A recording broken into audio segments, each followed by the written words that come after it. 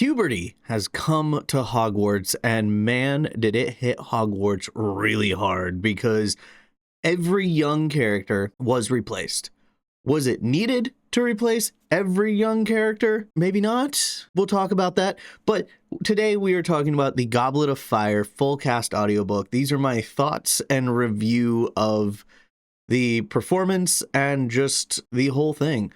So if you haven't finished it, make sure to go and finish it because I'm going to talk about every aspect of it from beginning to end. I'm going to talk about what I like, and I will talk a little bit about what I don't like, and that's going to be it. There were some standout performances. There were some, less than ideal performances, but there's still more to come. So if you like this, make sure to check out my other reviews of the other full cast audiobooks. If, you're coming in on this one, have listened to all the other ones. Awesome. Make sure to check them out. Make sure to like and subscribe, and let's get started. So first off, I do have to give a big plus to the music of the audiobook because I think each book they had a little bit more, and this one had so many different variations of stuff that we've heard and just new stuff. We'll get to one of the parts of music that it just exemplifies the purpose of the full cast audiobooks. But first, let's talk about one of the biggest moments that I was looking forward to, and that was the Quidditch World Cup. I think it was fantastic, and notably one of the things that really was like, ooh, was when Arthur Weasley goes, "Fingers in your ears," and all the background noise just completely disappears. And then the way that it's like Hermione going, "Harry, Harry," because it sounds, "Harry, Harry," as he's pulling his fingers out. And that's, the sound in this is so much better than it has been. But there's so much to do in this that it just kind of works really well. There's a couple points where it's like, oh yeah, no, they're at the other end of the table, so it sounds like they're over here. And it's like, it could have been done better, or I would have rather it just been there. It was when they're at the Weasleys and you have Percy and Arthur talking down at the end of the table, and I thought something was in my speakers, so it was just kind of like, that's weird. But I understand the purpose of it is they're supposed to be down at the end of the table. It's not supposed to be a forefront conversation that you're supposed to be paying attention to because you're in the mind of Harry Potter. You are looking through the world from the eyes of Harry Potter, not his thoughts, but from his view. And so he's watching all this other stuff, and that's a conversation happening in the background. But that's also the main conversation going on, so why is it way down there? Of course, the first task was exciting. I'm listening to the first task and I'm like, oh yeah, no, this is so cool. This is why I like the Quidditch matches in the book, because the first task really is just, Harry's freaked out. The music is intense, and it's like, here comes the firebolt. He's on the firebolt, and just kind of the whole atmosphere in the book changes, and that's what's so great about it. Now, getting into the second task, it's probably my least favorite of the three tasks. It's now probably going to be one of my top. I think what put it over the top was the Myrrh song. Like when he opens the egg underwater in the prefect's bathroom for the first time, and that Myrrh song comes out, it's creepy. It's harmonized. There's just so much about it that it's like, this is really, really pretty, but it's also really like ominous and creepy, but I want to keep listening to it. Like it sounds like a siren song. I'm just like, I really like this, but also at the same time, I feel like I'm going to die. The third task is the third task. I think it was probably the least notable of the three. I still enjoyed it. The Sphinx was cool, but compared to the excitement of the first task, the creepiness of the second task, the third task was kind of just like, yeah, it's here. And it was exceptionally overshadowed by the graveyard scene because, Voldemort, Matthew McFadden, I'm going to talk about cast later, but I am going to talk about Matthew McFadden in this. He was outstanding. Just from the moment that he steps out of the cauldron and goes, "Womtel, rub me." Perfect. No notes. I think he captures the book Voldemort. Yes, he should be higher pitched. I'm sure somebody's going to put in the comments, well, actually in the book, he's more higher pitched in the voice. Yes, but I think he captures the creepiness of like what Ray Fiennes did in his performance without being over the top. And I like Ray Fiennes. I think his Voldemort is great. I'm not afraid of his Voldemort. I'm afraid of book Voldemort, and I'm afraid of Matthew McFadden's Voldemort. I felt the fear of Harry, like, oh, Harry, you gotta go. You're gonna die. And then, of course, leading into that, you have Fudge's crash out scene, which was just phenomenal. Yeah, the Barty Crouch Jr. twist stuff was good, but like the graveyard scene overshadowing the third task, I think Fudge crashing out, screaming, yelling, just, and Dumbledore going, Fudge, we've got to do this. If we don't do this, everything is going to fall apart. And Fudge is like, but it can't be, Dumbledore. You can't be right. He's crazy. Perfect. Fantastic. Now let's get into the cast. I know I've talked about Matthew McFadden's Voldemort and Miles Judd, his Fudge, but there were a couple other people. James McAvoy, if you didn't know that Mad-Eye Moody was James McAvoy, you wouldn't know. Like, there were a couple times when Mad-Eye Moody is just sitting there talking, and I'm just sitting there like, this doesn't sound like James McAvoy whatsoever. And I mean, mostly I know him from It and X-Men, but I think if anything, I know he talks in like a deeper voice in like the Unbreakable trilogy, so maybe that's more of the voice that he would have in that's comparable, but I think he does a great job. I think he sounds like Moody. And going back to a good scene, like I said, the Fudge crash out kind of like took away from the Barty Crouch Jr. transition scene. The mix of him and Barty Crouch Jr. switching voices, I think was fantastic. I think you could hear him transitioning between Mad-Eye Moody and Barty Crouch Jr.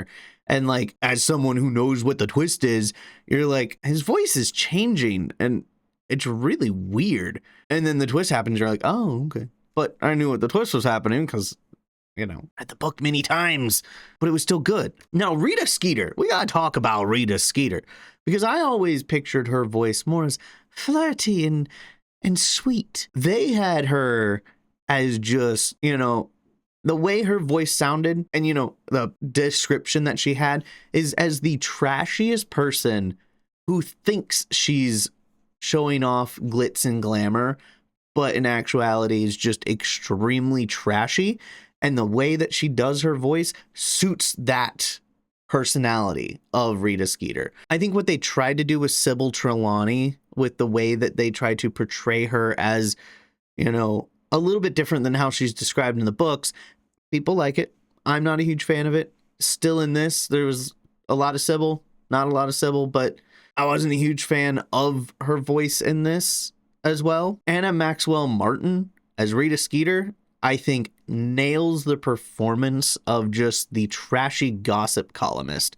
And at first it threw me off because I always pictured Rita Skeeter's voice as more flirty like she is in the movies. But in this, it was just, wow, you sound trashy. And I thought it was perfect. And then we have Winky. Another voice that, sounds exactly how I expected it to is Claire Corbin's Winky. I think Dobby still, sounds like a man running around dressed as a house elf, where Winky sounded like a house elf, and I think was fantastic. Another notable voice, talking about Winky, is Barty Crouch Sr. Hugh Quashie, I think, just was so good as Barty Crouch Sr., and I enjoyed it.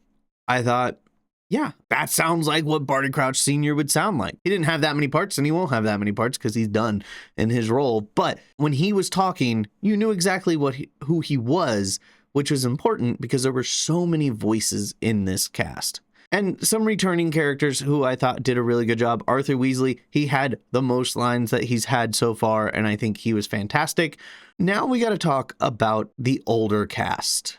Some of them I think were fantastic. Some of them, I think we have some problems. So older Ron and Hermione, fantastic. I think they capture, 14, 15-year-old perfectly. Harry, on the other hand, sounds like he's probably their older brother hanging out with them, like the older guy who hangs out with the younger people, and you can clearly tell that he's quite a few years older. Yeah, that's Harry. It's like, Ron's up here.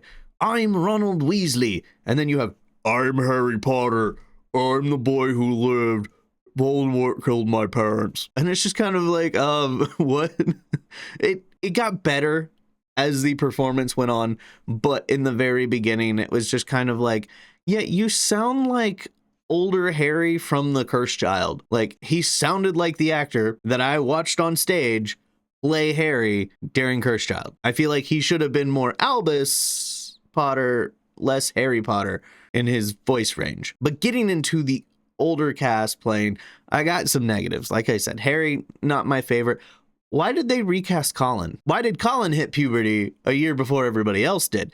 Same with Ginny, but Ginny is okay. She had very little lines. She sounded very much like Hermione, and there was a point during the Quidditch World Cup scene that I was just kind of like, wait, is this Ginny or is this Hermione? Is this Ginny or is this Hermione? So it kind of got confusing for a little bit because they take a lot of the Hermione said, Ginny squealed, stuff like that. But Colin Creevey, why did they recast Colin Creevey to an older actor? He is a third year. He's okay to be the younger actor because it sounded really weird when he sounded like what I think Harry should have sounded like. And then you have this older guy talking to the way older guy who plays Harry and go, oh, Harry, oh, you need your pictures. But he didn't sound like that. It was, oh, Harry, you need your pictures. Oh, are you excited? And it just didn't work. Colin doesn't really have any lines after this, so you could have kept him as the younger actor. But I guess if you're replacing all the younger actors to do this, why not? But it was literally like 3 lines that he has in this book that you could have recorded when you did all the other lines. So I'm not really sure how they recorded this. If they recorded this as, hey, look, we are doing the first book. Everybody come in and read the lines for the first book. We're doing the second book. Or did they just have, hey, you're going to read all your lines for all of the books? Because, like, it would make sense for people like Fudge, for people like Sybil Trelawney, you know, who are in multiple books but don't have a lot of lines. So why did we recast Colin? All the other older actors, like, if I'm not bringing people up, it's not because I didn't like their performances. It's just they were not as standout as the other people who I have brought out, because I know a lot of people were really mad in Chamber of Secrets that I did not talk as much about Gilderoy Lockhart, played by Kit Harington, as I should. The reason is because I finish listening to this and I record, and if they're not on the top of my head, clearly they didn't stand out as much as I need them to. Now that I've listened to Chamber of Secrets like 2 or 3 more times, yeah, I think Kit Harington's Gilderoy Lockhart was good. I thought he was fantastic. But at that time, he didn't really stand out for me. I was talking about people who I could just bring out off the top of my head. Like when I write the script right before I film, I just write down all the actors and look them up so I know their names. But it's just because I don't talk about them doesn't mean they weren't good. So please do not be offended if I didn't talk about, you know, Neville Longbottom or Draco Malfoy. I thought they did good. They just didn't do as well as the ones that I've talked about. Now, a surprise cameo, which wasn't really a surprise because I knew it was happening, is Ruth Wilson's Bellatrix Lestrange. She has 1 line in the flashback. I'm going to have to hear more. Like, I'm hoping she hams it up a little bit more than what she did in there. But as of right now, based on the 1 line, not overly impressed, but that's it.